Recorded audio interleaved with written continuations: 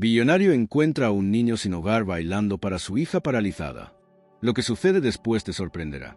Antonio Salvatierra caminaba solo por los pasillos silenciosos de su mansión en Marbella, una joya arquitectónica de vidrio y mármol construida sobre los acantilados con vista al Mediterráneo. Desde os seus amplos ventanales, podía ver o mar ondulando con calma sob o sol da mana, e mesmo assim, seu rosto permanecía carregado de preocupação. Aos olhos do mundo, Antonio era o exemplo perfeito de sucesso, magnata do setor imobiliario, capa de revistas de negocios, dono de uma fortuna avaliada en bilhões de euros.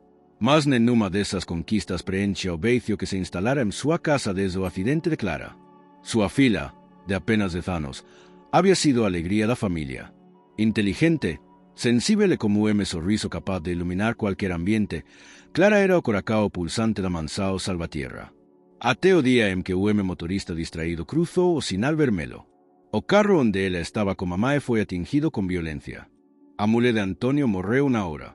Clara sobreviveu, mas com sequelas irreversíveis na coluna. Desde então, estava confinada a uma cadeira de rodas. O diagnóstico dos médicos era duro. Ela jamais voltaria a andar. O impacto psicológico em Clara foi tão devastador quanto físico. Em poucas semanas, deixou de falar.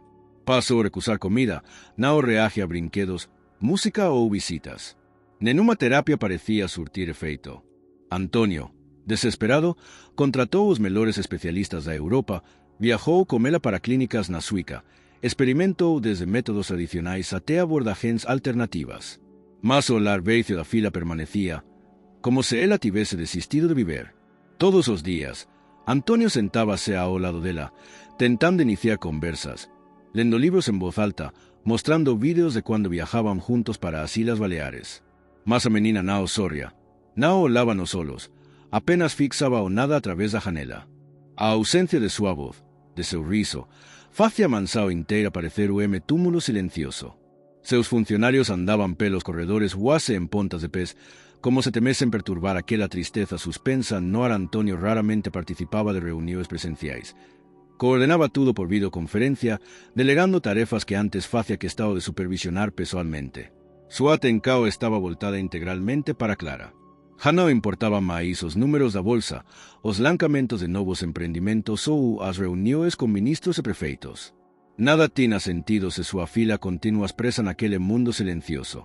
Às vezes, durante as madrugadas, ele caminhava pela casa veicia, parava diante da porta entreaberta do quarto de Clara e a observava dormindo. Seu rosto era tranquilo, mas a cadeira ao lado da cama lembrava, cruelmente, a realidade. Nessas horas, ele se sentia impotente como jamais imaginara ser possível. O homem que resolvia negócios milionários como uma assinatura não conseguia encontrar uma forma de trazer de volta o brilho nos olhos da própria filha. Em uma dessas noites, sentado sozinho na varanda com um copo de vinho esquecido na mão, Antonio releu uma carta antiga escrita por Clara quando ainda tinha 8 anos. Ela dizia que queria crescer para curar o mundo, que desejava construir hospitais e ajudar crianças que não tinham casa, como vira em um documentário. Ele sorriu amargamente. Aquela era sua Clara, cheia de sonos empatia, sempre preocupada como os outros. Agora, era ele quem daria tudo para curá-la. Certa mana, ao ver que o sol brilhava forte e o vento estava ameno, decidiu fazer algo diferente. Pediu ao motorista que preparasse o carro adaptado e, pela primeira vez em muitos meses, saiu com Clara de casa. Fora bateu uma placa no centro da cidade, perto da marina, onde antes costumavam passear aos domingos. Clara não reagiu ao chegar, mas Antonio insistiu.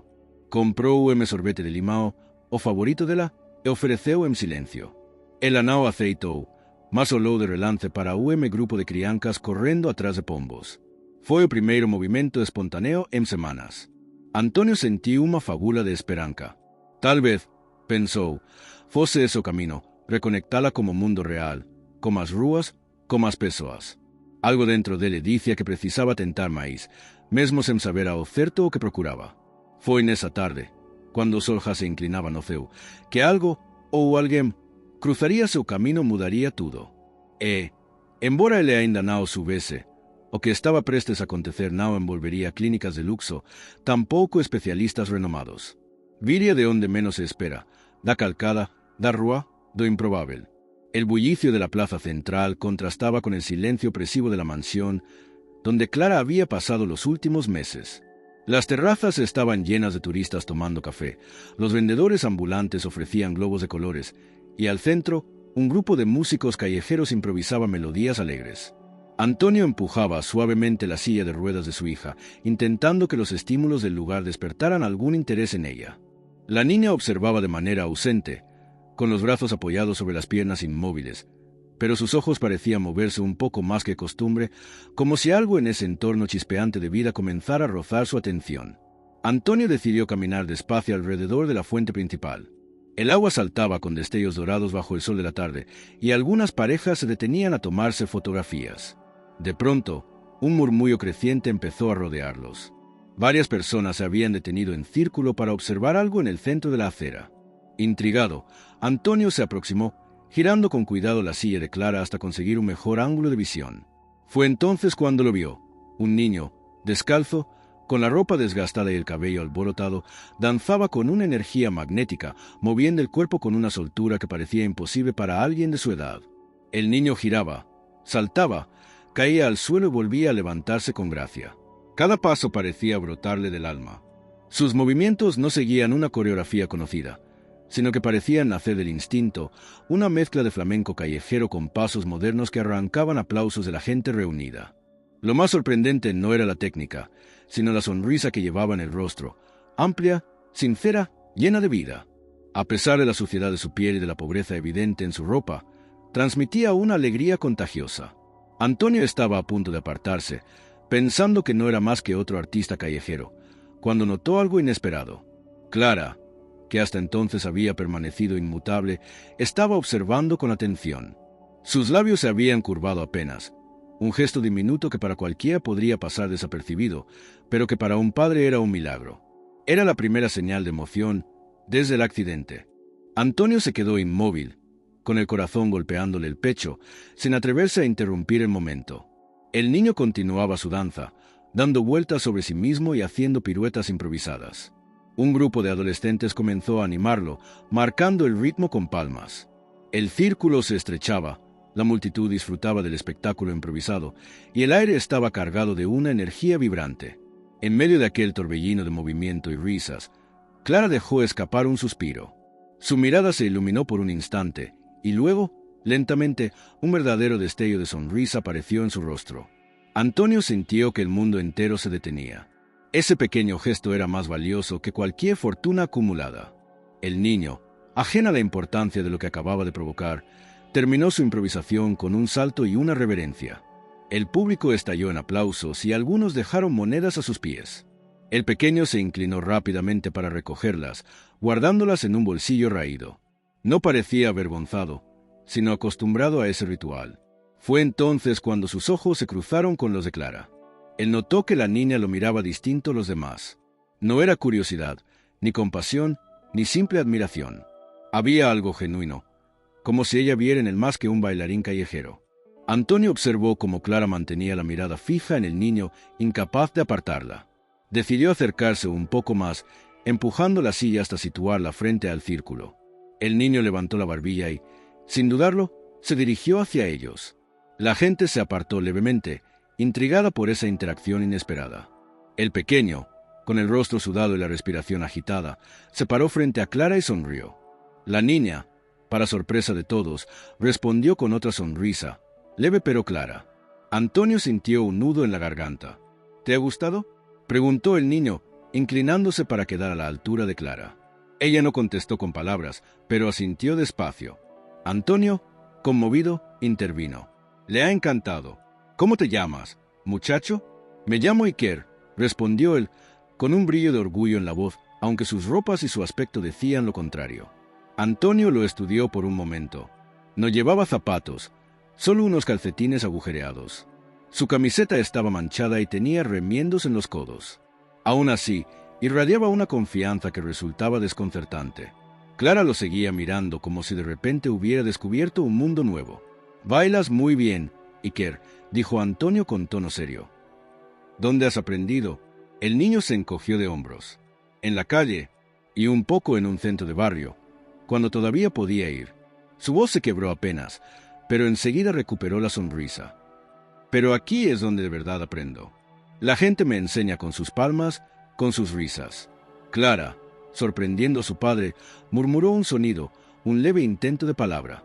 Fue tan bajo que Antonio dudó si lo había imaginado. Pero Iker la escuchó y se inclinó más cerca. ¿Quieres que baile solo para ti?, preguntó con complicidad, como si entendiera lo que nadie más podía. La niña asintió de nuevo, esta vez con mayor convicción. Antonio no podía creer lo que veía. No había doctor ni psicólogo que hubiese conseguido arrancarle una reacción semejante en tantos meses, y ahora aquel desconocido lo lograba en cuestión de minutos. Sin pensarlo, sacó un billete de su cartera y lo extendió hacia el niño. «Toma, Iker, para que compres algo de comer. Y si quieres, puedes volver mañana. Mi hija estaría feliz de verte de nuevo». El niño miró el billete, luego a Antonio y negó con la cabeza. «No necesito dinero para bailar. Yo bailo porque me gusta y porque parece que a ella también», dijo señalando a Clara. La firmeza en sus palabras dejó a Antonio desconcertado. Estaba acostumbrado a que todo girara en torno al dinero, a que cualquier favor se resolviera con cifras. Pero aquel pequeño rechazaba el gesto sin dudar, con una dignidad inesperada. Antonio no insistió. Observó cómo el niño se alejaba, corriendo entre la multitud, con sus pasos aún llenos de energía. Clara lo siguió con la mirada hasta que desapareció en la esquina. Después, sus ojos volvieron a perderse en el vacío, pero la huella de ese encuentro quedaba impresa en el aire. Antonio se inclinó hacia ella y le acarició el cabello. «Clara, ¿te ha gustado Iker?», preguntó con ternura. Ella cerró los ojos un instante y, para sorpresa de su padre, esbozó de nuevo una sonrisa. No había necesidad de palabras. Antonio entendió que algo había cambiado. Quizás muy poco, quizás apenas un destello, pero era suficiente para encender en él una esperanza que creía extinguida. Y así, en esa plaza bañada por el sol de Andalucía, nació la chispa de una conexión que transformaría sus vidas de manera inesperada. Antonio no lo sabía aún, pero aquel niño descalzo sería la llave que abriría un camino nuevo para su hija, y también para él. El regreso a la mansión después de aquella tarde en la plaza dejó a Antonio inquieto. Durante todo el trayecto en coche, Clara permaneció en silencio, pero su expresión había cambiado. No era la máscara vacía que había llevado desde el accidente, sino un rostro ligeramente más despierto, con un brillo tímido en los ojos que no había aparecido en meses. Antonio no quiso hacer preguntas.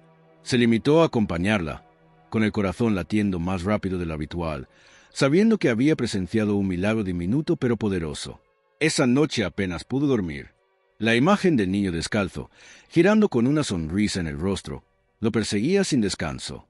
Era consciente de que algo había despertado en su hija gracias a él, y esa certeza lo llenaba de una mezcla de gratitud y desconcierto. Estaba acostumbrado a resolver problemas con dinero, con contactos, con influencias. Pero esa vez, lo que había funcionado era completamente ajeno a su mundo de cifras y contratos. Un desconocido había logrado lo que médicos prestigiosos no habían conseguido. No podía dejarlo escapar. A la mañana siguiente, en lugar de reunirse con sus asesores, Antonio ordenó al chofer que lo llevara nuevamente a la plaza central. Clara lo acompañaba, algo somnolienta, pero sin mostrar la resistencia habitual. Al llegar, la escena era diferente. Los turistas recorrían las tiendas de recuerdos, los músicos callejeros ensayaban melodías dispersas, y varios vendedores desplegaban mantas con artesanías baratas. Antonio miraba en todas direcciones, buscando al niño. Pasaron más de 20 minutos sin rastro de él, hasta que una mujer con un carrito de chucherías comentó que lo había visto bailando más temprano y que solía aparecer al caer la tarde. Antonio decidió esperar. Compró un par de helados, convenciendo a Clara de probar un par de cucharadas. Luego se sentaron en un banco cercano a la fuente. El tiempo transcurrió lento, pero cuando el sol empezó a teñir de naranja los edificios, un murmullo entre la gente indicó que algo sucedía. Y allí estaba otra vez, Iker, apareciendo como si surgiera del aire, con la misma energía en los pies y una sonrisa inquebrantable en el rostro. Antonio se levantó de inmediato y se abrió paso entre el grupo de curiosos. Clara lo observaba con ansiedad contenida. El niño bailó durante varios minutos, atrayendo aplausos y monedas, hasta que sus ojos se encontraron nuevamente con los de la niña. Entonces, como la tarde anterior, cambió la intensidad de sus movimientos, bajó la velocidad, como si estuviera dirigiéndose solo a ella. Antonio supo que era el momento. Cuando la música terminó y la gente comenzó a dispersarse, se acercó con decisión. Iker lo llamó con un tono grave pero amable. «Necesito hablar contigo». El niño recogió unas monedas del suelo y lo miró con desconfianza. ¿He hecho algo malo?, preguntó con cautela. Al contrario, respondió Antonio. Lo que hiciste ayer fue maravilloso. Mi hija, se interrumpió, incapaz de poner en palabras lo que había visto. Quiero hacerte una propuesta. El niño arqueó las cejas y esperó en silencio. Antonio sacó de su cartera un fajo de billetes y lo sostuvo en la mano. Quiero pagarte para que bailes exclusivamente para ella durante una semana. Solo para Clara, en nuestra casa. Te daré buena comida, un lugar cómodo para dormir y, por supuesto, una generosa cantidad de dinero. ¿Qué dices? Iker lo observó sin pestañear. Su expresión cambió de sorpresa a algo más serio. Miró a Clara, que lo seguía con atención desde la silla de ruedas, y luego volvió a Magnate. No, señor, contestó con firmeza. Antonio se quedó desconcertado. ¿Cómo que no? No tienes que preocuparte por nada. Ganarías más de lo que imaginas. No se trata de eso, dijo el niño, cruzando los brazos. No bailo por dinero. Y si bailo para ella, no será porque usted lo paga. El silencio cayó entre los tres. Clara seguía mirando al niño con los ojos abiertos, expectante. Antonio respiró hondo, intentando contener su irritación. Estaba acostumbrado a que todos aceptaran sus ofertas sin dudar, pero ese chiquillo parecía inmune a la seducción del dinero. Entonces, ¿qué propones tú?, preguntó finalmente, con un deje de impaciencia. Iker dio un paso hacia Clara, inclinándose para mirarla directamente. Su voz bajó de tono, como si hablara solo para ella. Yo bailo si tú prometes intentar mover las manos conmigo. Aunque sea un poco, aunque te cueste. No quiero que me mires nada más. Quiero que lo intentes, como si estuviéramos bailando juntos. La propuesta cayó como un rayo. Antonio abrió la boca para protestar, pero no encontró palabras. Clara, en cambio, lo escuchaba con atención. El niño extendió sus manos, simulando un movimiento sencillo, casi infantil, como una invitación a acompañarlo. La niña dudó, respiró hondo, y aunque no levantó las manos todavía, sus ojos brillaron con algo nuevo, curiosidad. ¿Y si no lo logra?, preguntó Antonio, rompiendo el silencio. Entonces no importa, contestó Iker. Lo importante es que lo intente. El tono era tan seguro, tan lleno de convicción, que incluso Antonio se sintió desarmado. Durante meses había escuchado diagnósticos fríos y probabilidades mínimas. Ningún médico le había dicho aquello, que lo importante era el intento, no el resultado. Clara, en cambio, parecía aferrarse a esas palabras como a una cuerda tendida en medio del vacío. Iker se enderezó y sonrió. Así que usted decide, don Antonio. Si quiere pagarme, no acepto. Pero si ella quiere intentarlo conmigo, entonces vuelvo mañana. Antonio no supo qué responder. Miró a su hija, esperando alguna señal. Para su sorpresa, Clara sintió despacio, con una determinación que no mostraba desde hacía mucho. La decisión estaba tomada. El niño recogió su bolsa rota, guardó las pocas monedas obtenidas y se despidió con un gesto breve. «Hasta mañana, Clara. No me falles», dijo, guiñándole un ojo antes de perderse entre la multitud. Antonio lo siguió con la mirada hasta que desapareció. Luego se arrodilló frente a su hija, conmovido. «Clara, ¿de verdad quieres que vuelva?», preguntó con voz temblorosa.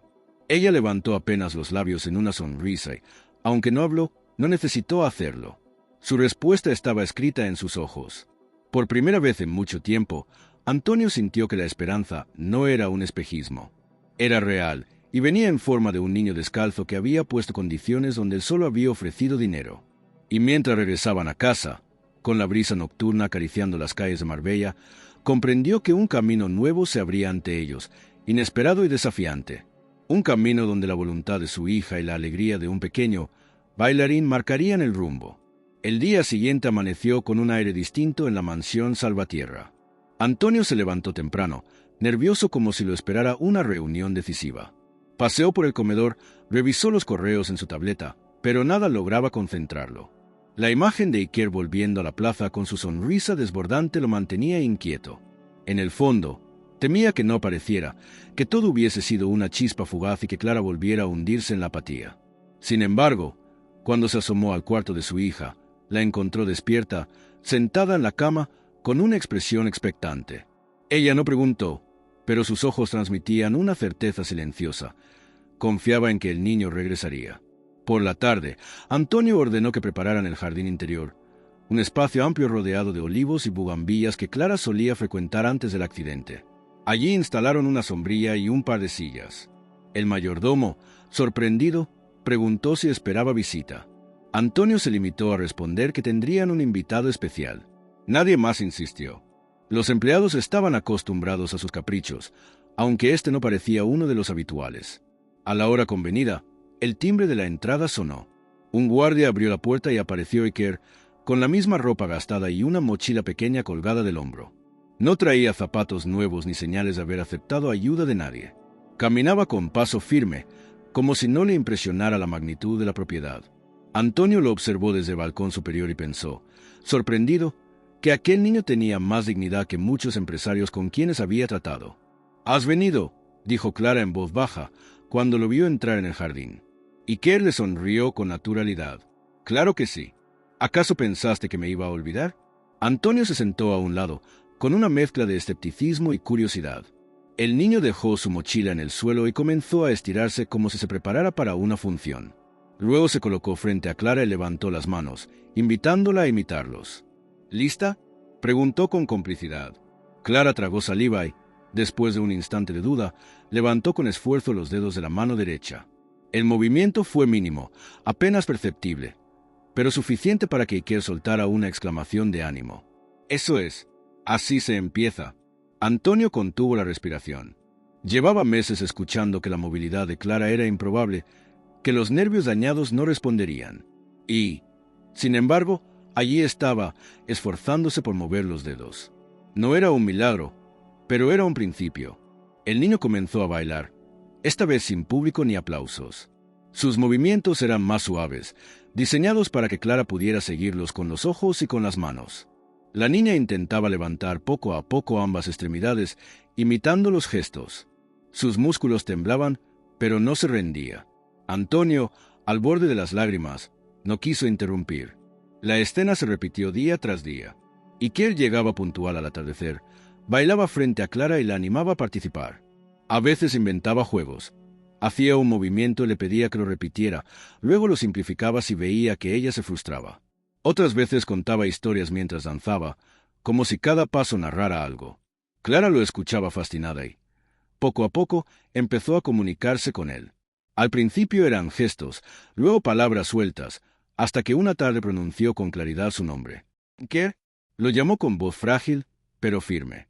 El niño se detuvo en seco, sorprendido, y la miró con una mezcla de orgullo y ternura. «Eso sí que es música», respondió, llevándose la mano al corazón.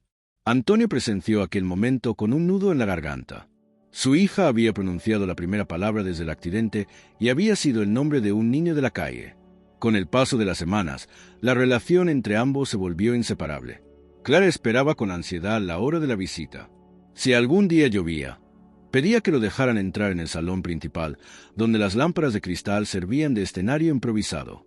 Iker, sin perder nunca su alegría, se adaptaba a cualquier espacio. Lo importante no era el lugar, sino la compañía. El equipo médico que supervisaba a Clara empezó a notar los cambios. La fisioterapeuta, al verla mover las manos con mayor soltura, no pudo ocultar su sorpresa. «Esto no lo había visto en meses», comentó, mientras observaba a la niña intentar levantar los brazos durante una de las sesiones. «Es como si hubiera encontrado una motivación nueva». Antonio no reveló inmediatamente el origen de esa motivación. Temía que los especialistas desestimaran el papel de Iker o, peor aún, intentaran apartarlo de su hija. Sabía que lo que estaba ocurriendo era demasiado frágil para exponerlo a miradas externas. Se limitaba a observar en silencio, agradecido por cada progreso, consciente de que la fuerza que despertaba a Clara no provenía de terapias caras, sino de un vínculo inesperado. Una tarde, mientras Clara reía por primera vez en mucho tiempo al ver a Iker tropezar a propósito para hacerla reír, Antonio se acercó al niño cuando ella se quedó dormida en la silla. «Iker», le dijo en voz baja, «no sé cómo agradecerte lo que estás haciendo». El pequeño lo miró serio, como si pesara cada palabra antes de responder. «No tiene que agradecerme, señor. Yo no lo hago por usted ni por dinero. Lo hago porque ella me hace sentir como en casa». Antonio sintió un escalofrío. Esa confesión le revelaba que detrás de la sonrisa de Iker había una historia más dura de lo que imaginaba. No insistió, pero desde entonces comenzó a observarlo con otros ojos. Ya no era solo un niño que bailaba para su hija, era alguien que necesitaba tanto de Clara como ella de él. Así, sin que nadie lo planeara, nació una amistad improbable.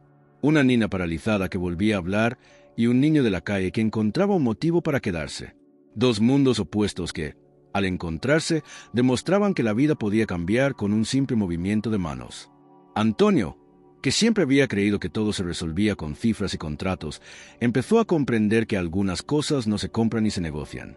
Y mientras observaba a su hija dormida con una leve sonrisa en los labios, supo que lo que había comenzado como un encuentro casual en una plaza se estaba transformando en algo mucho más profundo. Algo que nadie podría haber previsto, pero que ya era imposible detener. El vínculo entre Clara y Iker se fortalecía con cada tarde compartida en la mansión. Para Antonio, aquello era un alivio y, al mismo tiempo, una incógnita. Sabía que el niño tenía algo especial, pero no entendía del todo de dónde provenía esa destreza al bailar, esa capacidad de transmitir emociones a través del movimiento. Un instinto de hombre acostumbrado a los negocios le decía que había más detrás de aquel pequeño que se presentaba como un simple callejero. Decidió averiguarlo. Una mañana, mientras Clara aún dormía, Antonio pidió al chofer que lo llevara discretamente hasta la plaza. Quería observar a Iker sin que él lo notara, para entender mejor de dónde había surgido. Al llegar, lo encontró bailando frente a un grupo de turistas que lo aplaudían entusiasmados. Sus movimientos eran más complejos de lo que recordaba. Giros perfectos, cambios de ritmo sorprendentes, pasos que requerían entrenamiento y no solo improvisación. Aquello no podía haberlo aprendido únicamente en la calle. Después del espectáculo, Antonio se acercó a uno de los músicos que acompañaba con un cajón flamenco. Le ofreció un billete para conversar. «¿Ese niño, lo conoces?», preguntó en voz baja. El hombre, de mediana edad, asintió. «Claro que sí. Se llama Iker. Antes lo veía en una academia del barrio. Bailaba como un prodigio, incluso ganó concursos infantiles. Pero luego desapareció». «¿Desapareció?», repitió Antonio, intrigado. «Sí, un día dejó de ir. Alguien dijo que sus padres habían muerto en un accidente y que desde entonces vivía en la calle. Nadie volvió a saber mucho más. Lo que sé es que ese crío tiene un don. No baila solo por dinero, baila porque es lo único que le queda de ellos». Antonio guardó silencio, impactado por lo que acababa de escuchar. Ahora entendía la intensidad en cada movimiento, la pasión que desbordaba aquel cuerpo infantil. No era solo talento, era memoria, era dolor convertido en arte. Esa tarde, al verlo llegar a la mansión, Antonio lo observó con otros ojos. Notó cómo, antes de empezar a bailar, Iker siempre respiraba hondo y cerraba los párpados unos segundos, como si se conectara con algo invisible. Durante el espectáculo improvisado en el jardín, Clara intentaba mover los brazos siguiendo sus gestos, y la felicidad en su rostro era evidente. Pero lo que Antonio veía era algo más profundo. El niño estaba entregando una parte de sí mismo, compartiendo con su hija un pedazo de su propia historia. Al terminar, Antonio lo llamó aparte. «Iker, dime la verdad. ¿Dónde aprendiste a bailar así?». El niño lo miró con cierta desconfianza. «¿Por qué no pregunta?». «Porque lo que haces no es común. No se trata solo de talento natural. Hay disciplina, hay técnica». Iker bajó la cabeza. Por un momento pareció debatirse entre hablar o callar. Finalmente, murmuró: «Mis padres me llevaban a una academia de danza. Ellos decían que yo era especial. Gané algunos concursos cuando era más pequeño, pero cuando murieron, ya no pude volver». Antonio sintió un peso en el pecho. No sabía cómo responder. «¿Y nunca le contaste esto a Clara?». «No», contestó Iker con firmeza. «Ella no necesita saber que yo fui alguien en el pasado. Lo único que importa es lo que soy ahora, lo que puedo hacer por ella». El magnate lo observó en silencio. Aquel niño, que había perdido tanto, se negaba a victimizarse. No buscaba compasión, ni reconocimiento. Solo quería bailar, mantener viva la memoria de sus padres y, al mismo tiempo, darle alegría a Clara. Esa noche, Antonio se quedó despierto en su despacho, pensando en lo que había descubierto. Revisó en internet registros de concursos de danza infantil en Toledo y en Madrid. No tardó en encontrar fotografías antiguas. Un niño sonriente, vestido con trajes de baile, recibiendo trofeos junto a una pareja de orgullosos padres. No había duda, era Iker. La confirmación de su talento y de su pasado le golpeó con fuerza. Al día siguiente, cuando Clara preguntó por qué su padre parecía tan pensativo, Él evitó darle detalles. No quería cargarla con la tristeza de aquella historia. Sin embargo, comprendió que la conexión entre ella y Iker era aún más profunda de lo que había imaginado. Ambos habían sido arrancados de una vida anterior. Clara, de su infancia plena, Iker, de su familia y de su futuro prometedor. Tal vez, en esa herida compartida, residía la fuerza que los unía. En otra sesión improvisada en el jardín, Antonio notó algo revelador. Iker, mientras giraba, cerró los ojos y murmuró unas palabras apenas audibles. No eran para Clara ni para él. Era un susurro íntimo, como una oración. Al terminar, el niño se secó el sudor de la frente y sonrió. Pero Antonio no pudo evitar preguntarle: ¿a quién le hablabas cuando bailabas? Iker se tensó, sorprendido por la pregunta. A mis padres, respondió, casi en un hilo de voz. Siempre les hablo antes de bailar. Es mi forma de sentir que aún están conmigo. Esa confesión dejó a Antonio sin palabras. Sintió un respeto inmenso por la resiliencia de aquel niño, por la manera en que había transformado la tragedia en algo capaz de iluminar la vida de su hija. Esa misma noche, Antonio anotó en un cuaderno personal algo que jamás había escrito antes. La fuerza que devuelve la vida a Clara no está en médicos ni en dinero. Está en un niño que baila para mantener vivos a sus padres. Y, de alguna forma, también está devolviendo a mi hija a la vida. El secreto de Iker ya no era un misterio para Antonio. Pero, lejos de ser un dato trivial, se convirtió en un tesoro. Porque entendió que lo que había nacido entre Clara y aquel pequeño bailarín era más grande que cualquier plan médico. Era la unión de dos almas heridas que se reconocían en el dolor y encontraban, en el arte, la esperanza de seguir adelante. En Marbella, la vida de Antonio siempre había estado bajo el escrutinio público. Los periódicos locales seguían sus movimientos, los empresarios lo observaban como un referente y la alta sociedad lo consideraba parte de su círculo más exclusivo. Su fortuna, su influencia y su estilo de vida lo convertían en un modelo de éxito que muchos admiraban y otros envidiaban. Sin embargo, desde que Iker había comenzado a frecuentar la mansión, los rumores no tardaron en propagarse. Primero fueron los empleados domésticos quienes comentaron en voz baja que el señor Salvatierra recibía a un niño de la calle en sus jardines. Luego, la noticia corrió entre los asistentes de confianza de Antonio y pronto llegó a oídos de socios y conocidos. No pasó mucho tiempo hasta que, durante una cena en un club privado, alguien lo abordó con un tono que pretendía ser amistoso pero sonaba inquisitivo. «Antonio», dijo un empresario de bigote impecable y chaqueta de lino, «nos han contado que últimamente tienes visitas peculiares en tu casa. ¿Es cierto que un chico vagabundo pasa las tardes con tu hija?» La pregunta provocó un silencio incómodo en la mesa. Antonio sostuvo el vaso de vino con calma, aunque por dentro hervía. «No es un vagabundo», respondió con firmeza. «Es un niño que ha traído alegría a mi hija, y eso es más de lo que cualquiera de ustedes ha hecho». La respuesta no fue bien recibida. Algunos desviaron la mirada, otros rieron con nerviosismo, y uno de sus socios más cercanos le advirtió en privado esa misma noche: «Antonio, debes tener cuidado. Tu imagen es intachable, eres ejemplo de disciplina y éxito. Pero si la prensa llega a publicar que dejas que un niño de la calle conviva con Clara, podría interpretarse mal. Ya sabes cómo son. Dirán que lo usas para distraer a tu hija o, peor, que hay algo turbio detrás». Antonio apretó los dientes.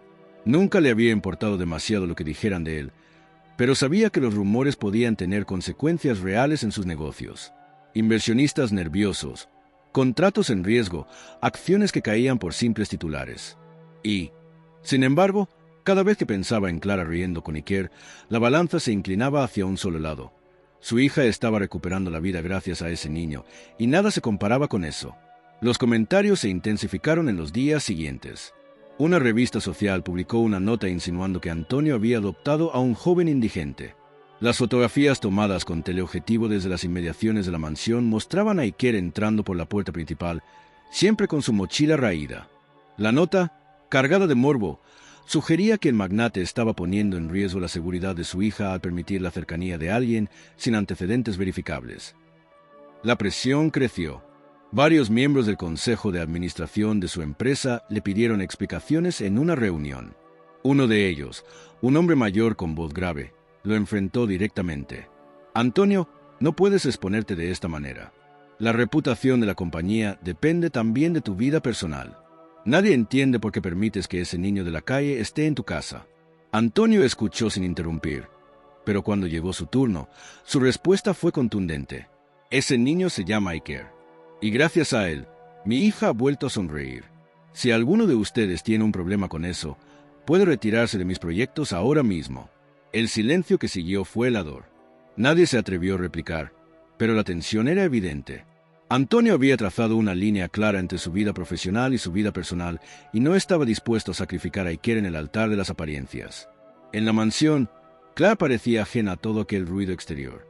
Cada tarde esperaba a Iker con la misma ilusión, y cada pequeño progreso físico que lograba fortalecía su vínculo.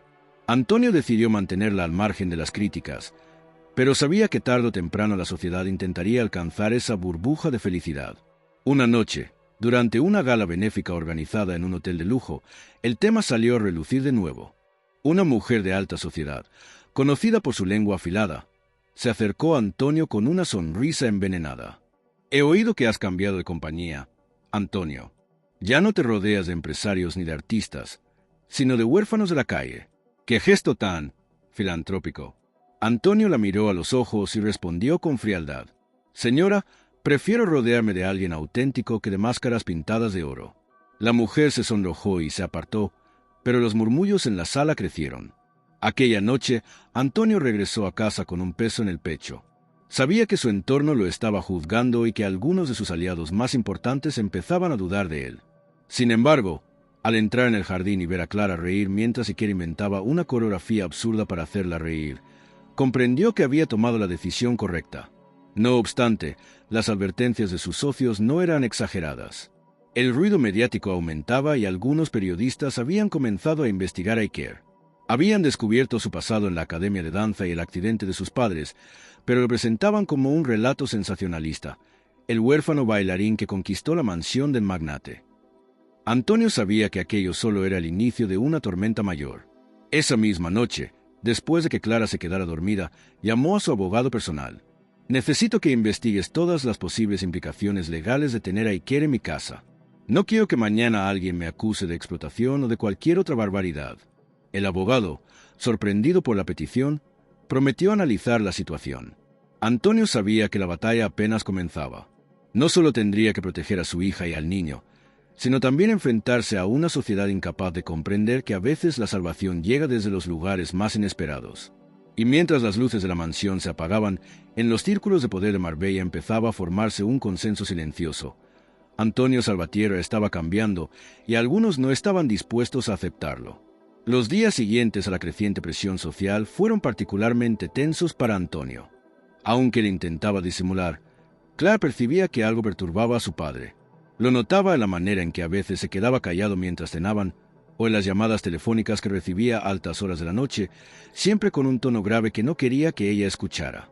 Sin embargo, la niña, que poco a poco había recuperado su capacidad de comunicarse, no estaba dispuesta a perder la luz que había encontrado en la compañía de Iker.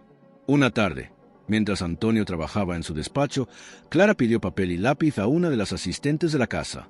Con esfuerzo, escribió lentamente, deteniéndose a descansar varias veces, pero sin desistir.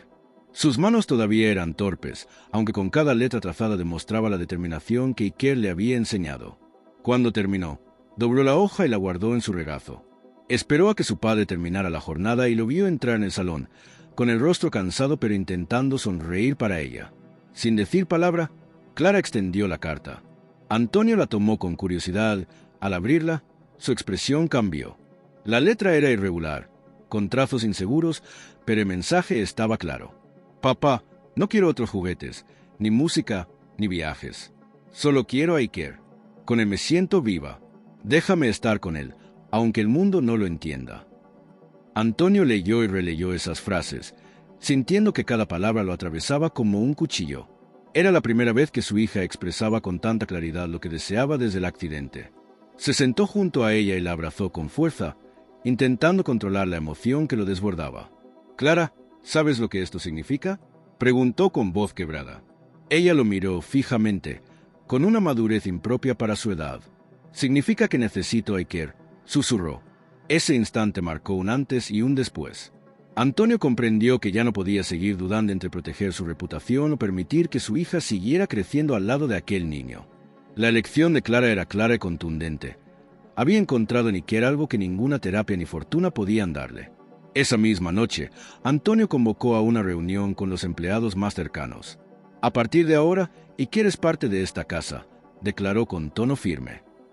Quiero que se le trate con respeto y que se le dé lo mismo que a cualquier invitado.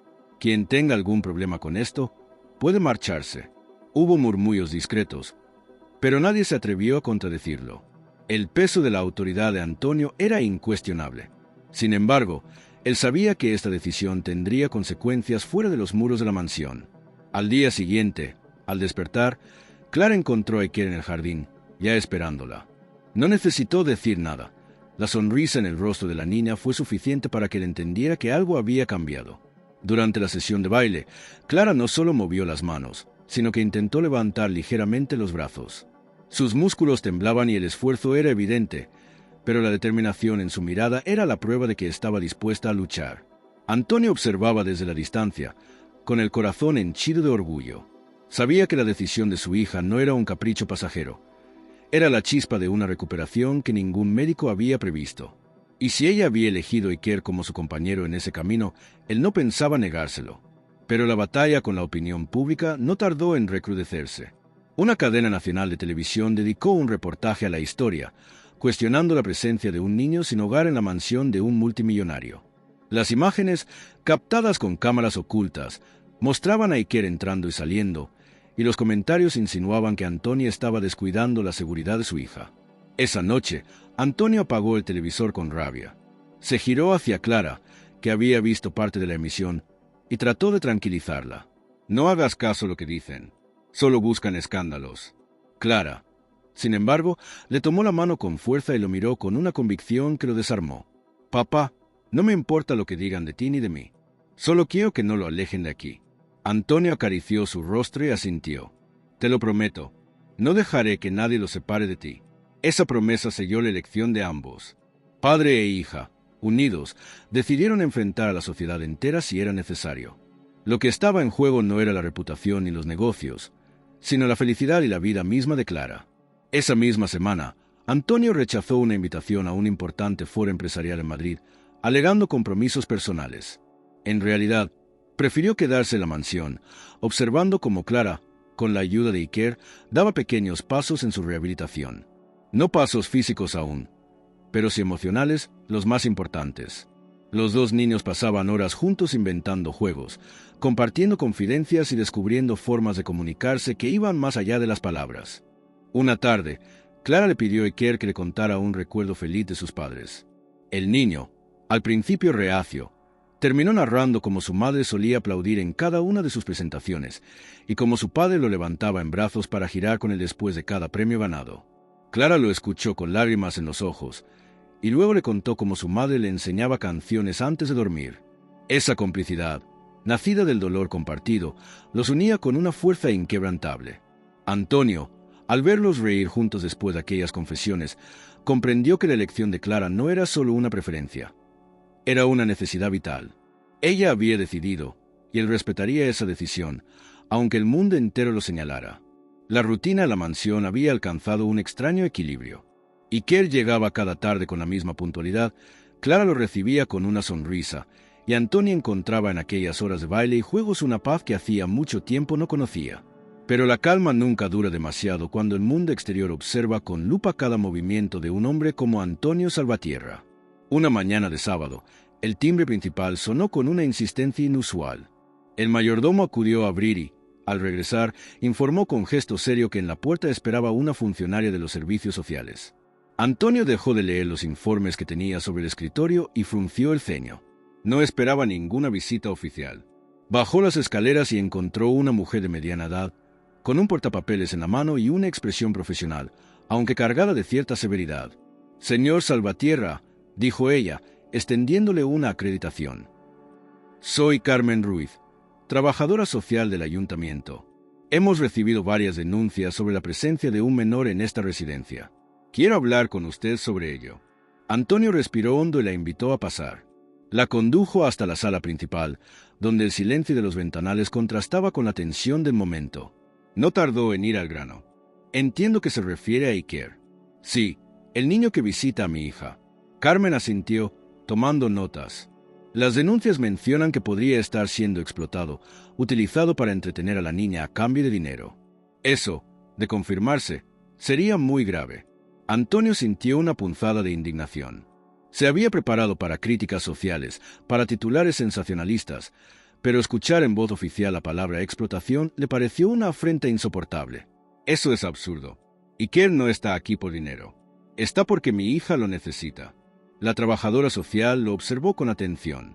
Aún así, debo verificar las condiciones. Quiero hablar con el niño y también con su hija. Antonio dudó un instante. Su instinto era proteger a Clara de cualquier interrogatorio, pero sabía que negarse solo levantaría más sospechas. Con un gesto, pidió al mayordomo que los llevara al jardín, donde Clara estaba con Iker. El sol de la mañana iluminaba el césped cuando Carmen los vio. Clara intentaba mover los brazos siguiendo los pasos lentos que Iker ejecutaba frente a ella. La niña reía, y la escena era tan natural que la trabajadora social titubeó antes de interrumpir. Finalmente, carraspeó y se acercó. «Buenos días», saludó con voz amable. «Tú debes de ser Iker, ¿verdad?» El niño la miró con desconfianza.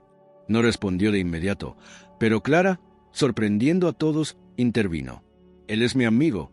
Carmen sonrió, aunque su mirada era analítica. «Eso está muy bien. Pero necesito preguntarte algo, Iker. ¿Alguien te obliga a estar aquí? ¿Te piden que bailes aunque no quieras?» El niño dio un paso adelante, erguido, como si quisiera dejar claro que no era un simple espectador de su vida. «Nadie me obliga. Yo vengo porque quiero. Porque ella me necesita. Y yo también la necesito a ella». Las palabras resonaron con fuerza. Antonio contuvo la respiración, esperando la reacción de su hija. Y entonces ocurrió lo inesperado. Clara, con un esfuerzo visible, se inclinó hacia adelante y alzó la voz con una claridad que nadie escuchaba desde hacía meses. «No se lo lleve», exclamó. Todos quedaron inmóviles. Carmen abrió mucho los ojos, sorprendida. Antonio sintió que el corazón le golpeaba el pecho con una mezcla de orgullo y desgarro. Clara continuó, con lágrimas acumulándose en sus ojos. «Él es el motivo por el que quiero moverme. El motivo por el que vuelvo a hablar. Sin él, volvería a ser como antes». Iker la miraba sin poder articular palabra, con la respiración entrecortada. Antonio se acercó y tomó la mano de su hija, que seguía temblando de la emoción. «¿Lo ha oído?», dijo él, dirigiéndose a la trabajadora social. «No es explotación, no es un juego. Es la conexión que está devolviendo a mi hija a la vida». Carmen permaneció en silencio unos segundos, procesando lo que acababa de presenciar. Finalmente, anotó algo en su portapapeles y asintió con seriedad. «Lo que acabo de ver es extraordinario. No negaré que me ha conmovido. Pero mi deber es asegurarme de que este vínculo se maneja de manera adecuada. Necesitaré investigar más sobre la situación de Iker, su historial y sus familiares». Antonio asintió con cierta resignación. Sabía que aquello no terminaba allí, pero al menos había presenciado con sus propios ojos que no se trataba de explotación. Cuando Carmen se marchó, Clara aún estaba emocionada. Antonio la abrazó con ternura. «Estoy orgulloso de ti, hija. Has hablado con una fuerza que ni siquiera imaginabas». Ella sonrió débilmente, aún con lágrimas en las mejillas. «No podía dejar que se lo llevaran, papá». Iker, en silencio, se sentó junto a ella. No dijo nada, pero le tomó la mano con cuidado. Ese gesto bastó para sellar un pacto invisible entre ellos. Esa noche, Antonio reflexionó sobre lo ocurrido. Entendió que la visita de la trabajadora social era solo el comienzo de un escrutinio más profundo. Pero también comprendió algo más. Clara ya no era una espectadora pasiva de su propia vida. Había elegido luchar, defender a su amigo y dejar claro al mundo lo que significaba para ella. Y en esa valentía inesperada, Antonio encontró la certeza de que nada ni nadie lograría romper aquel lazo. Los días posteriores a la visita de la trabajadora social estuvieron marcados por una tensa expectativa. Antonio sabía que la investigación sobre Iker apenas había comenzado y que pronto empezarían a salir a la luz detalles de su vida que ni él mismo conocía en profundidad. Lo que no imaginaba era que aquellos descubrimientos traerían consigo un giro inesperado que pondría a prueba la frágil estabilidad que había conseguido construir junto a Clara. Una tarde, mientras Clara practicaba con Iker pequeños movimientos en el salón principal, Antonio recibió una llamada de Carmen Ruiz, la trabajadora social. Su tono era más suave que la primera vez, pero también llevaba una carga de gravedad. «Señor Salvatierra, necesito hablar con usted de manera urgente. Hemos localizado a un familiar directo de Iker». Antonio se quedó en silencio unos segundos antes de responder. ¿Un familiar? ¿Quién? Su abuela materna. Vive en Toledo. Llevaba años buscándolo a través de diferentes instituciones, pero nunca consiguió dar con él. Mañana vendrá conmigo a Marbella para reunirse con ustedes. El magnate agradeció la información y colgó, pero el peso de aquellas palabras lo dejó inmóvil. Durante todo este tiempo había visto en Iker un niño solo en el mundo, alguien que necesitaba tanto a Clara como ella a él. Ahora, la aparición de una abuela cambiaba todo. ¿Qué significaba eso para el futuro? No mencionó nada esa noche. Observó a los niños reírse mientras inventaban un juego absurdo con cojines y decidió no romper aquella burbuja. Pero cuando se retiró a su despacho, la preocupación lo envolvió. Sabía que la llegada de la abuela podría significar el final de aquel vínculo que había devuelto la vida a su hija. La mañana siguiente, el sonido de un coche aproximándose al portón principal anunció la llegada de la visita. Carmen bajó acompañada de una mujer mayor, de rostro curtido por los años pero con ojos vivaces que parecían reconocer cada rincón de la casa con una mezcla de extrañeza y esperanza. Llevaba un pañuelo oscuro en la cabeza y caminaba con la ayuda de un bastón, aunque su paso era firme. Cuando vio a Iker en el jardín, la mujer se detuvo en seco. El niño, al percatarse de su presencia, quedó paralizado. Sus labios se entreabrieron y sus ojos se llenaron de sorpresa y recelo al mismo tiempo. «Iker», murmuró la anciana, extendiendo la mano. «Soy yo, hijo. Soy tu abuela, la madre de tu mamá». El silencio se volvió insoportable. Clara miraba alternativamente a su amigo y a la mujer, sin entender del todo lo que ocurría. Finalmente, Iker retrocedió un paso y negó con la cabeza. «No, yo no la necesito». La frase cayó como un golpe. Carmen intentó suavizar la tensión. «Iker, tu abuela lleva años buscándote. No sabía dónde estabas. Quiere que vuelvas con ella, que tengas un hogar». El niño apretó los puños y se giró hacia Clara. «Mi hogar está aquí, con ella». La abuela dio un paso más, con lágrimas resbalando por sus mejillas. «Iker, yo también sufrí cuando tus padres murieron. Eres lo único que me queda de ellos». El niño no respondió. Se limitó a agachar la cabeza y a refugiarse junto a Clara, como si aquella confesión lo abrumara más que reconfortarlo. Antonio intervino entonces, con su tono sereno pero firme. «Señora, entiendo lo que significa para usted reencontrar a su nieto, pero le ruego que tenga paciencia. Este niño ha pasado por demasiado, y la aparición repentina de un familiar es un golpe que necesita tiempo para asimilar». La mujer asintió, comprendiendo la dificultad de la situación, aunque la decepción era evidente en su mirada. Carmen, por su parte, recordó a Antonio que la ley favorecía siempre la reunificación familiar, y que tarde o temprano habría que decidir el destino de Iker. Esa noche, después de que todos se retiraran, Antonio encontró al niño sentado en la terraza, con la mirada perdida en el horizonte. Se acercó despacio y se sentó a su lado. «No dijiste casi nada esta tarde. ¿Quieres hablar de lo que sientes?» Iker permaneció callado unos segundos, hasta que finalmente murmuró: «Yo no la conozco. No estuvo allí cuando más la necesitaba. Fueron Clara y usted quienes me dieron un lugar otra vez. No quiero irme». Antonio le puso una mano en el hombro. «Lo entiendo, pero también entiendo a tu abuela. Ella perdió a su hija y te perdió a ti. Tal vez no supo cómo encontrarte, pero no significa que no te quisiera». El niño lo miró con rabia contenida. «¿Y ahora qué? ¿Me van a obligar a ir con ella?» Antonio respiró hondo antes de responder. «Nadie va a obligarte a nada mientras yo esté aquí, pero tendrás que enfrentar tu pasado en algún momento, Iker. No puedes huir de él para siempre». El silencio volvió a instalarse entre los dos.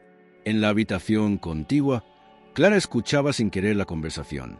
Esa noche, cuando Iker se despidió de ella, la niña lo tomó de la mano con fuerza.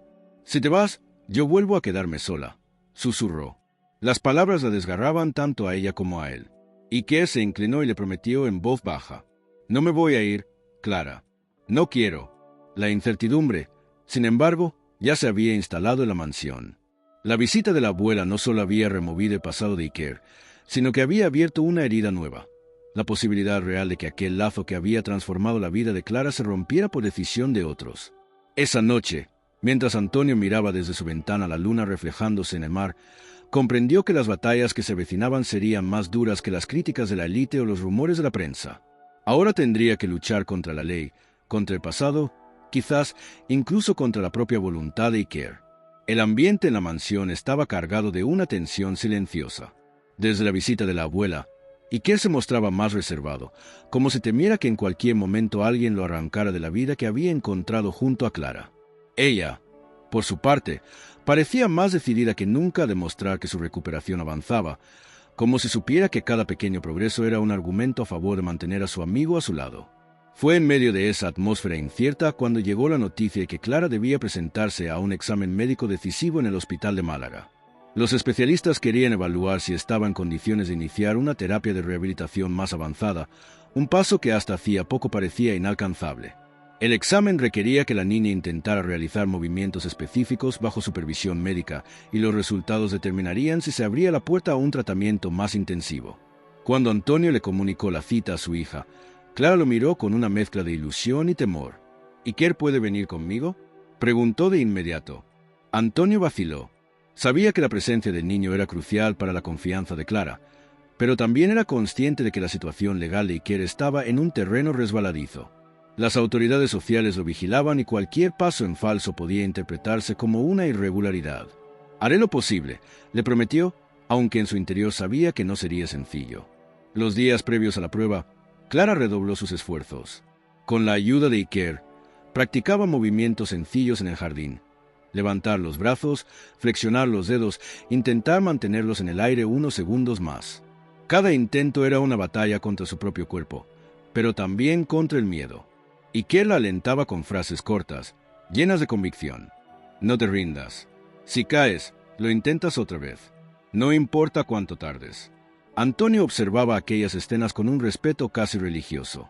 Veía en la disciplina de Clara una fuerza que jamás había imaginado en una niña de su edad. Y comprendía que esa fuerza no nacía de los médicos ni del mismo, sino del vínculo que la unía a Iker. La víspera de la prueba, recibió una llamada inquietante de Carmen Ruiz, la trabajadora social. «Señor Salvatierra, debe entender que Iker está bajo investigación. No es conveniente que lo lleve al hospital. Podría interpretarse como un acto de irresponsabilidad».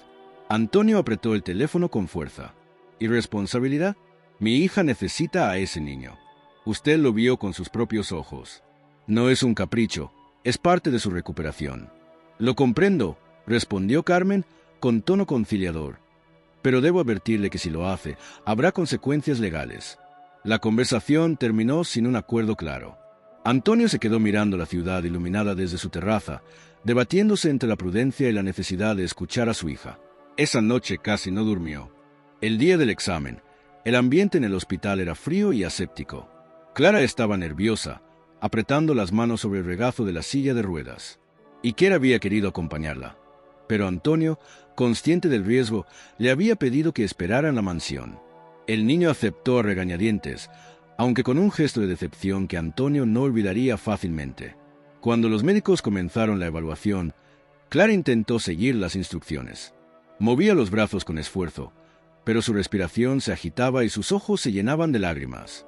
No era incapacidad, era miedo. Miedo a fallar sin la presencia de Iker.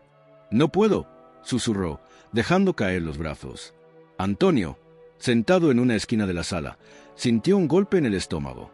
Comprendió, demasiado tarde, que había cometido un error al dejar al niño en la mansión. Su hija lo necesitaba a su lado más que nunca. Pidió unos minutos de descanso y salió al pasillo. Con manos temblorosas, llamó a su chofer. «Ve a la casa ahora mismo y trae a Iker al hospital. No me importa lo que digan». El trayecto fue un tormento de espera. Clara permanecía cabizbaja, negándose a continuar. Los médicos insistían en que debía seguir, pero Antonio pidió paciencia. Finalmente, tras lo que pareció una eternidad, la puerta se abrió y apareció Iker, jadeante, acompañado por el chofer. Los ojos de Clara se iluminaron de inmediato. «Sabía que vendrías», susurró, recuperando el aliento. El niño se colocó frente a ella, sin importarle la mirada inquisitiva de los médicos. «Vamos, Clara, hazlo por ti, no por ellos. Yo estoy aquí». El examen se reanudó. Esta vez, con Iker a su lado, Clara levantó los brazos con más firmeza. Sus manos temblaban, pero consiguió mantenerlas unos segundos en el aire. Luego intentó mover los dedos y logró un pequeño movimiento coordinado. Los médicos intercambiaron miradas sorprendidas. Era más de lo que habían esperado. Antonio sintió que la emoción lo ahogaba. Sabía que aquello no era un milagro repentino, sino el fruto de semanas de trabajo, de confianza y de un lazo inquebrantable. Y también sabía que la presencia de Iker había sido la clave. Cuando el examen terminó, el jefe de rehabilitación se acercó a Antonio. «Señor Salvatierra, su hija tiene posibilidades reales de iniciar una fisioterapia avanzada. Lo que hemos visto hoy lo confirma». Antonio asintió, agradecido, aunque su atención estaba puesta en Clara, que abrazaba a Iker con una alegría incontenible. En el camino de regreso, Antonio tomó una decisión interior. Ya no permitiría que las autoridades o la opinión pública interfirieran en lo que era evidente. Iker no era un problema, sino la solución. Había salvado a su hija de un destino emocional devastador y, gracias a él, Clara tenía ahora un futuro distinto. La prueba final no había sido solo para Clara. También lo había sido para Antonio, que comprendió con absoluta claridad que estaba dispuesto a enfrentar cualquier batalla legal o social con tal de proteger al niño que había devuelto la vida a su hija. El examen médico había confirmado lo que Antonio siempre había sospechado. Clara tenía posibilidades de avanzar en su rehabilitación, y todo gracias a la motivación que Iker le brindaba. Sin embargo, mientras celebraban aquel logro en la intimidad de la mansión, las autoridades sociales aceleraban sus propios pasos. Las denuncias y la presión mediática habían colocado el caso en el centro de atención, y la aparición de la abuela de Iker complicaba aún más el panorama. Una mañana, Antonio recibió una notificación oficial. Debía comparecer ante un juez de familia en Málaga. El objetivo era revisar la situación de Iker y determinar bajo qué tutela debía quedar. La cita se fijó para la semana siguiente. Antonio, acostumbrado a ganar batallas en el mundo empresarial, sabía que esta vez el desafío era distinto. No se trataba de inversiones ni de contratos, sino del destino de un niño que se había convertido en el corazón de su hogar. Decidió entonces que no podía presentarse en aquella sala sin una estrategia sólida. Contrató a un prestigioso abogado especializado en derecho de familia, un hombre de cabello plateado y mirada astuta llamado Javier Montero. Durante largas reuniones en su despacho, repasaron cada detalle del caso. Antonio relató cómo había conocido a Iker, lo que había significado para Clara y los progresos médicos que podía demostrar con informes y testimonios. «Nuestro argumento central», explicó Javier, mientras ordenaba los documentos, «será demostrar que la presencia de Iker ha tenido un impacto directo y positivo en la recuperación de su hija. Además, pediremos la guarda provisional bajo su responsabilidad. Eso le dará protección legal hasta que se decida algo definitivo». Antonio asintió, aunque en su interior lo dominaba la inquietud. Sabía que la abuela de Iker también reclamaría al niño, y que la ley solía favorecer los lazos de sangre. Pero estaba dispuesto a luchar con todo lo que tenía.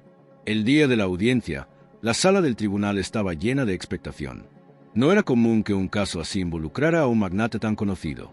Los periodistas se agolpaban en la entrada, buscando titulares fáciles. Antonio entró acompañado de su abogado, con el porte serio y contenido que lo caracterizaba en los negocios, aunque esta vez el motivo era personal.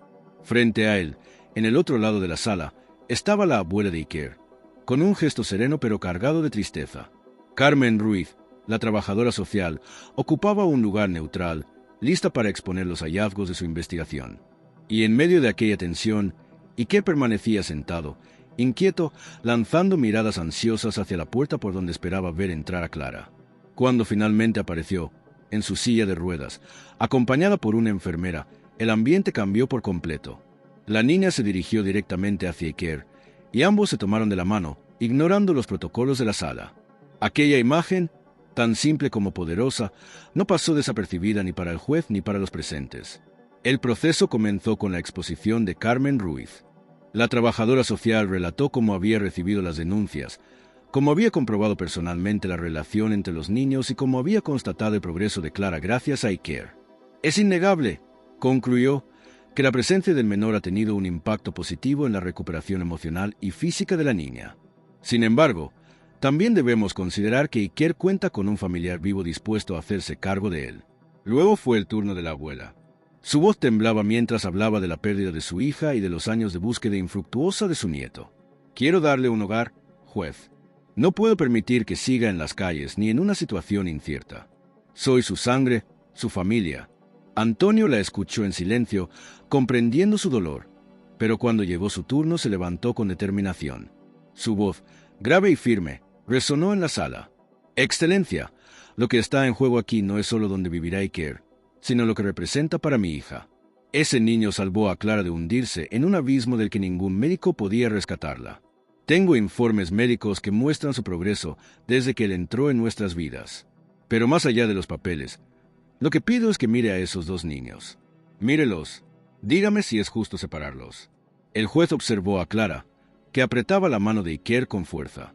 La niña, con voz temblorosa pero clara, pidió permiso para hablar.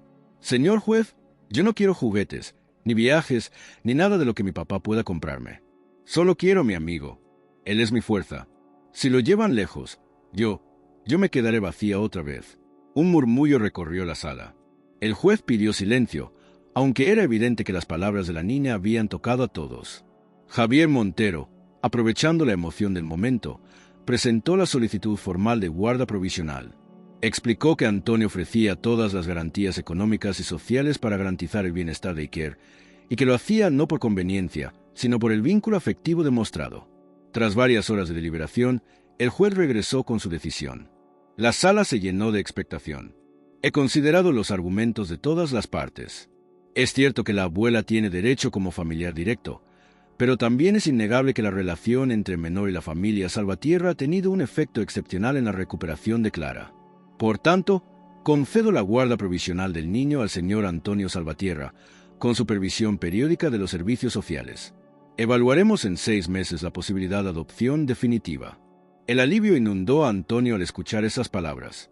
Miró a su hija, que sonreía con lágrimas en los ojos, y luego a Iker, que parecía no terminar de comprender lo que acababa de suceder. La abuela, aunque decepcionada, se acercó a él y lo abrazó con ternura. «No voy a desaparecer, hijo. Siempre estaré aquí». Iker la miró con una mezcla de respeto y distancia, pero no rechazó el gesto. Al salir del tribunal, los periodistas se agolparon con preguntas y frases. Antonio no respondió. Solo se inclinó hacia Clara y susurró: «Ya es oficial. Iker se queda con nosotros». Por primera vez en mucho tiempo, el magnate sintió que no se trataba de una victoria empresarial, sino de una conquista mucho más valiosa, la de haber protegido el lazo que había devuelto la esperanza a su hija. La resolución judicial había traído a la mansión una sensación de alivio, pero también una nueva responsabilidad. Iker ya no era un visitante ocasional. Ahora vivía bajo el amparo legal de Antonio, con todas las implicaciones que eso conllevaba. Se le asignó una habitación propia, que antes había sido usada como sala de invitados. No era tan lujosa como los dormitorios principales, pero para el niño significaba un refugio, un espacio que podía llamar suyo. Clara estaba exultante. Desde que supo que Iker se quedaría, parecía más motivada que nunca. Su fisioterapeuta, la doctora Morales, notó la diferencia en la primera sesión después de la decisión judicial. «Tu hija ha cambiado», le dijo Antonio mientras observaba cómo Clara intentaba mantener los brazos elevados durante unos segundos más que la semana anterior. La voluntad que demuestra no la había visto en ella en meses. Antonio asintió, con los ojos fijos en la escena. Sabía que esa fuerza tenía nombre y estaba sentado junto a ella, animándola con cada palabra y cada gesto. «Vamos, Clara», decía Iker, golpeando suavemente las palmas al ritmo de un compás improvisado. «Un poco más, no te rindas ahora». El esfuerzo era visible. El rostro de la niña se contraía. Su respiración se aceleraba, pero no dejaba caer los brazos. Finalmente, con un gemido breve, consiguió sostener la posición el tiempo que le habían indicado.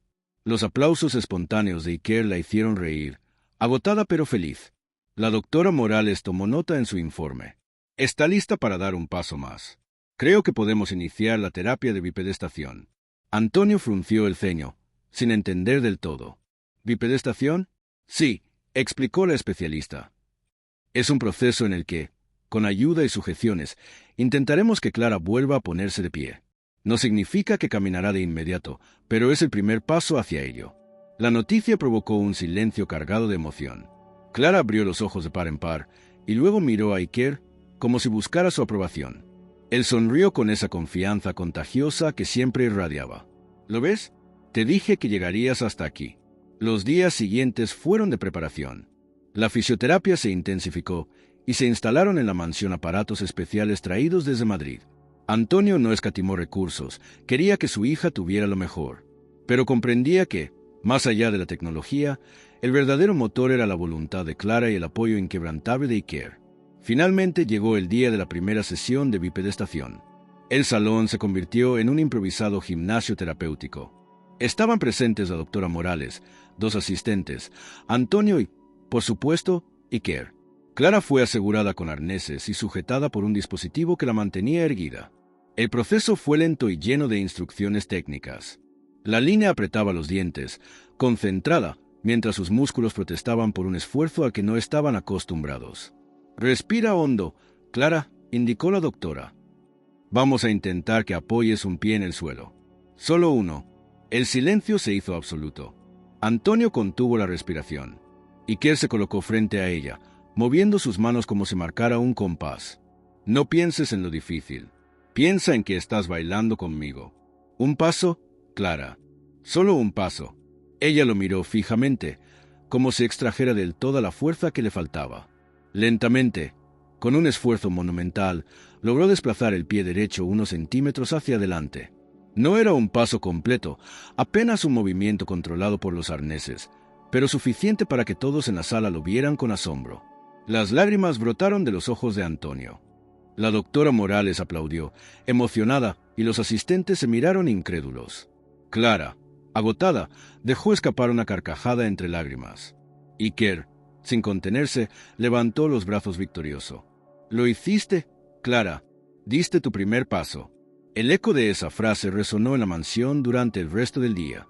Para Antonio, fue el momento más importante desde el accidente. Había visto a su hija recuperar la esperanza, la voz y ahora la posibilidad real de volver a caminar. Esa noche, durante la cena, Clara estaba más habladora de lo habitual. Contaba una y otra vez lo que había sentido al mover el pie, exagerando el relato como si hubiera corrido una maratón. Iker la escuchaba con una sonrisa amplia, feliz de verla tan entusiasmada. Antonio, sentado frente a ellos, apenas podía creer lo que presenciaba. «Clara», dijo finalmente, «hoy me has demostrado que no hay imposibles». «Y tú, Iker», hizo una pausa, buscando las palabras, «eres el verdadero motor de todo esto». El niño bajó la mirada, algo avergonzado, pero Clara intervino con firmeza. «No, papá, el motor soy yo. Él solo me recuerda que puedo hacerlo». La corrección, tan inocente como poderosa, arrancó una carcajada emocionada de Antonio. Tenía razón. Iker era la chispa, pero la fuerza estaba dentro de ella. A partir de ese día, las sesiones se volvieron más intensas. Cada avance, por pequeño que fuera, era celebrado como una conquista monumental. Antonio comenzó a llevar un registro fotográfico y en vídeo, convencido de que algún día esas imágenes serían el testimonio del renacimiento de su hija. Pero lo más importante no eran los informes ni los registros. Era el brillo en los ojos de Clara cada vez que lograba un nuevo movimiento, y la manera en que Iker la sostenía con palabras, con gestos, con esa complicidad que nadie más podía darle. El primer paso no había sido solo un movimiento físico.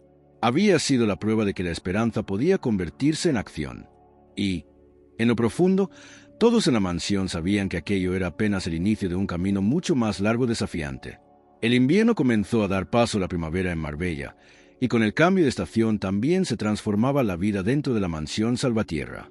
El aire ya no estaba cargado de tristeza ni de silencios pesados, sino de risas, pasos inciertos de fisioterapia y conversaciones llenas de planes para el futuro. Clara había logrado avances notables, aún dependía de la silla de ruedas en muchos momentos, pero ya podía caminar unos cuantos metros con ayuda de un bastón y el apoyo de la fisioterapeuta.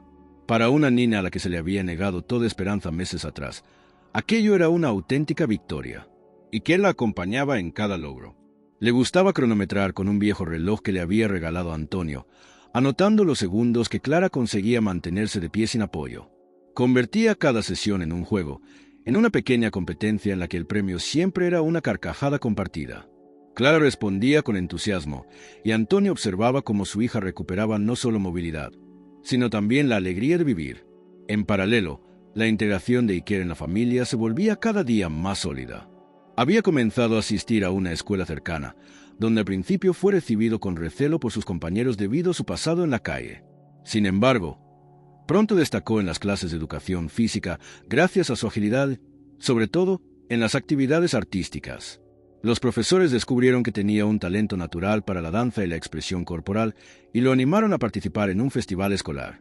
Cuando Antonio recibió la noticia, no dudó en ofrecer el teatro privado de la fundación familiar para que se ensayaran las coreografías. «Quiero que tengas todo lo que necesitas», le dijo una noche mientras cenaban. «No quiero que tu talento se pierda en la calle ni en el olvido». Iker lo miró con seriedad. «Yo bailo por mis padres, señor, pero ahora también bailo por Clara». Aquellas palabras dejaron a Antonio reflexionando mucho tiempo. Comprendió que el niño no había olvidado sus raíces ni el dolor de su pasado, pero ahora tenía un motivo nuevo que lo anclaba al presente. Los medios de comunicación, siempre atentos, intentaron acercarse de nuevo con cámaras y titulares. Sin embargo, Antonio, con la ayuda de su abogado, impuso límites estrictos. El caso judicial se había cerrado con la concesión de la guarda provisional, y las visitas de la trabajadora social confirmaban mes tras mes que Iker estaba en buenas manos. La abuela, que había aceptado la resolución entre lágrimas, visitaba ocasionalmente al niño en la mansión. Aunque Iker todavía mostraba cierta distancia, poco a poco aprendía a escucharla y a entender que ella también formaba parte de su historia. El verdadero cambio se produjo una tarde soleada de mayo, cuando Clara, en el jardín, se levantó de la silla de ruedas con el bastón en una mano y el brazo de Iker en la otra. Dio 3 pasos lentos, temblorosos, pero totalmente por sí misma. Al llegar al banco de piedra, se dejó caer entre risas y lágrimas. Antonio, que la observaba desde la terraza, no pudo contener la emoción. «3 pasos», gritó Iker, levantando los brazos como si celebrara una medalla olímpica. «Y mañana serán 4», respondió Clara, con un brillo desafiante en los ojos. Aquella escena se convirtió en un símbolo del renacimiento de ambos niños. La noticia no llegó a los periódicos, pero para Antonio fue más importante que cualquier portada. Supo entonces que la decisión que había tomado, enfrentándose a la sociedad y a la ley, había valido la pena.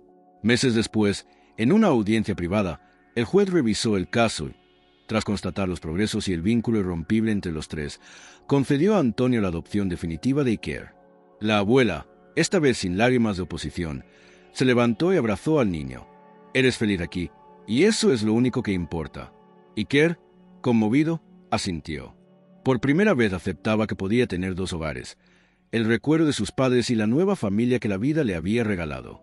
La celebración en la mansión fue íntima, sin lujos ni ostentaciones. Antonio preparó una cena sencilla con Clara y Iker, en la que brindaron con zumo de naranja en lugar de vino. No necesitaban nada más. Clara, con una madurez sorprendente, levantó su vaso y declaró: «Ahora sí somos una familia». Antonio no pudo contener las lágrimas. Miró a los 2 niños, uno rescatado de las calles y otra rescatada de la desesperanza, y comprendió que su mayor fortuna no estaba en los negocios, sino en haber aprendido que el amor y la esperanza podían transformar cualquier destino.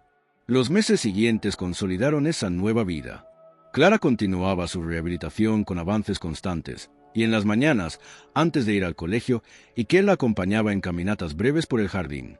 Por las tardes, él ensayaba sus coreografías para el festival escolar mientras Antonio lo observaba con la misma atención que dedicaba a sus proyectos más ambiciosos. Una noche, mientras el cielo se iluminaba con estrellas, Antonio escribió en su diario personal una reflexión que nunca había compartido con nadie. La riqueza más grande no se mide en propiedades ni en cifras bancarias. Está en las sonrisas que regresan después de la oscuridad, en los pasos que parecen imposibles pero se logran, en los lazos que se forman sin planearlo.